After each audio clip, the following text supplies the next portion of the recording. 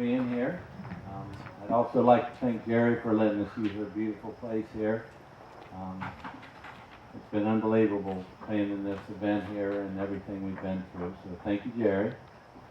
And I was told that I should talk a little bit about Jillian when she was growing up.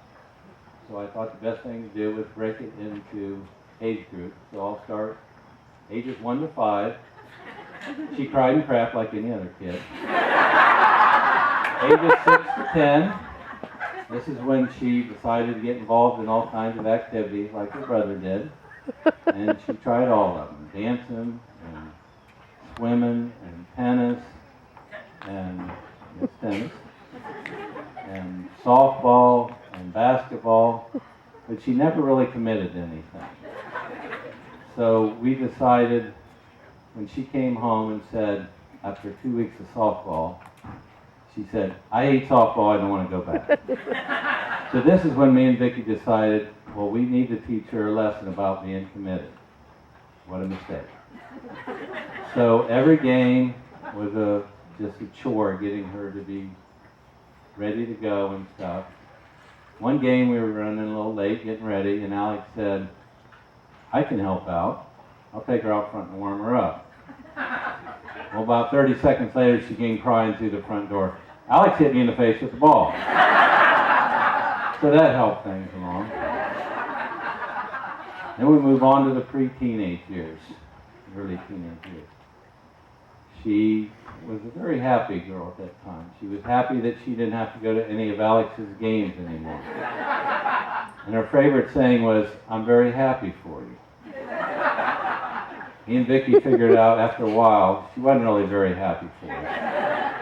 She just wanted to have the shortest conversation possible with us. So everything we said was, I'm very happy for you. We'd like to see your report card. I'm very happy for you. We'd like to know where you're going tonight. I'm very happy for you. We'd like to meet this new boy you're seeing. I'm very happy for you. So then she moved on to the late teenage years. And she was a very agreeable girl at this age. Her favorite thing at that time was sure. So we found out after a while that sure didn't mean yes, sure didn't mean no, sure didn't even mean maybe. Sure was just her one-syllable version of, I'm very happy for you. Are you going to show us your report card? Sure. Are you going to tell us where you're going tonight? Sure. Are you going to tell us about this new boy you're seeing? Sure. So after that, she moved on to the college years. Me and Jillian spent one of my favorite days together during the college years.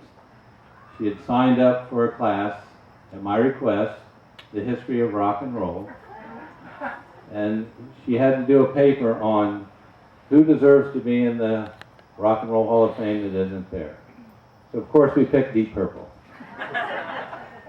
And we spent a Saturday afternoon, probably 5 hours on the couch, just talking, eating, drinking, laughing, and somehow put out this 1,500-word paper on Deep Purple.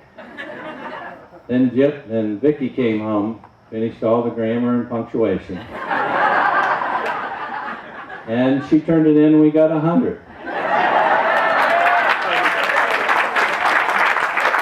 And I'm sure there are other reasons beside that paper, but Deep Purple did get in 2 years later. A couple weeks later, we took the final, and we would have got 100 on that also, except we misspelled Led Zeppelin. Which after I spelled Zeppelin for her, I thought she could handle the rest. For everybody's information, there is no band called Led Zeppelin.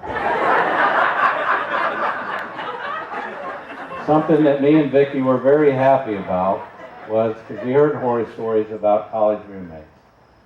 She was very fortunate to have a roommate that she got along very well with, roommated for 4 years, Katrina, or Trina she called her. And they became good friends, and like I said, they roomed together for 4 years. And Trina also opened up the Solon Connection, which is where she met a lot of her good friends up here today, and then eventually met Brian. I remember at the time thinking, why are all these Solonites so small? Is it something in the drinking water? I don't know. One of them referred to me as Shaq. I might be big, but I ain't no Shaq. But we soon learned that Brian was a good man. He'd always take care of Jillian, always look after her, and always treat her right.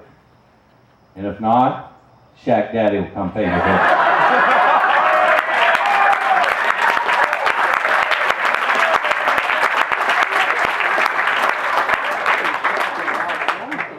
So it became apparent pretty quick that Jillian and Brian were well suited for each other. They had the love of music and sports.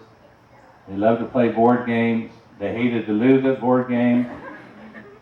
And they loved to go camping and go to concerts and everything. And one thing I always admired about this group was they liked to have a good time, but they always did it responsibly. Like when Dylan would have a party, he had rules. Go to you can't go no more. Find a place in the floor, because you ain't getting out that front door till tomorrow morning. And if someone did have to leave, they just call that Uber guy. So Jillian and Brian, it was obvious pretty quick that they were good matches for each other. They liked the same things and liked to do the same things. And it was apparent right away that they did that. So then they, one thing I'd like to thank Jillian for is I asked something of Jillian that no parent has a right to ask a child to do. I said, can you please marry a Browns fan?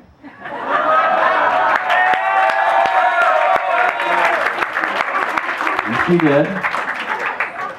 Something I'd like to thank Brian for is making Jillian a sports fan. Something I failed at miserably during her time at home. I taught her two things. The yellow line is not painted on the field. It magically moves every time there's a first down. And that Flaw State is not a college. It's abbreviation for Florida State. And that was it. The rest of it goes to Brian. Thank you very much. Something that I observed when Alex and then Jillian's friends were growing up, that some of them were just kind of getting along through school and going from part-time job to part-time job. And then they found that special someone, and they all of a sudden got their life together. They wanted to be the best person they could for the person they wanted to spend their life for the rest of their life with. I don't think this was ever more true than with Jillian and Brian. Jillian and Brian, wherever my drink is, I'm very happy for you.